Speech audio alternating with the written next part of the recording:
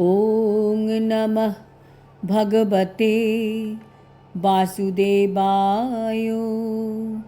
শ্রীমদ্ ভগবদ গীতা চতুর্দশ অধ্যায় গুণত্রয় বিভাগযোগ। হরে কৃষ্ণ। আজ আমরা 2 নম্বর শ্লোকটি শুনব। ইদং জ্ঞানম উপাশ্রিত্য মম সাধর্মম আগতঃ सर्गेऽपि न उपजायन्ते প্রলয়ে ন ব্যথন্তি চ। অনুবাদ: এই জ্ঞান আশ্রয় করলে জীব আমার পরা প্রকৃতি লাভ করে, তখন আর সে সৃষ্টির সময়ে জন্মগ্রহণ করে না এবং প্রলয়কালেও ব্যথিত হয় না।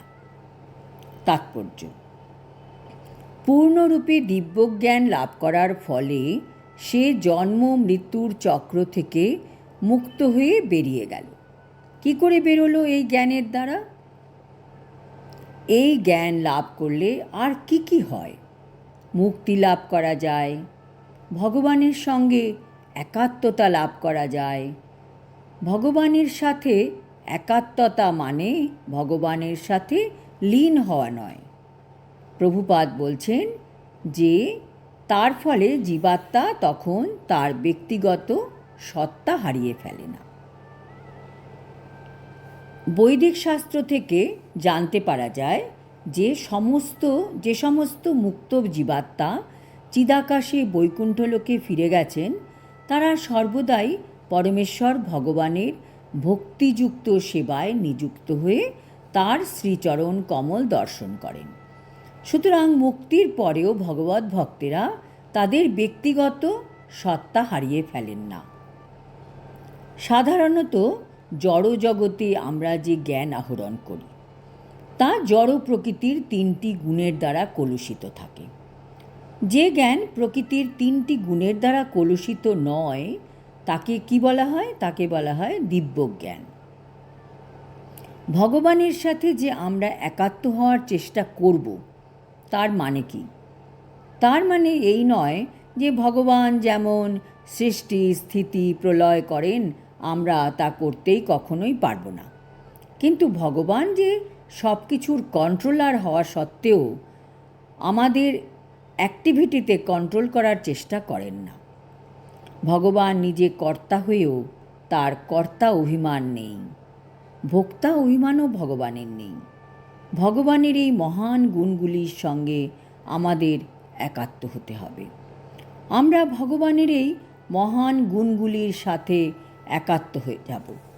ভগবানের এই গুণগুলি লাভ করতে পারলে তবেই আমরা মুক্তি লাভ করতে পারব।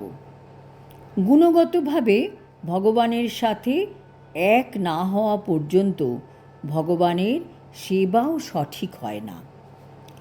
শ্রীল প্রভুপাদ তাৎপর্যে বলেছেন, কেউ যখন সেই দিব্যজ্ঞানে অধিষ্ঠিত হন তিনি তখন পরমেশ্বর ভগবানের সমপর্যায়ভুক্ত হন।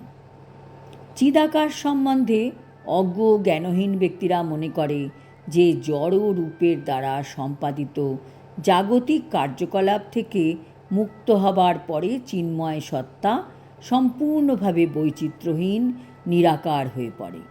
কিন্তু চিৎ জগৎও এই জগতের মতো বৈচিত্র্যে পরিপূর্ণ। এই সম্বন্ধে অজ্ঞ ব্যক্তিরাই মনে করে যে চিন্ময় অস্তিত্ব জড় বৈচিত্র্যের ঠিক বিপরীত।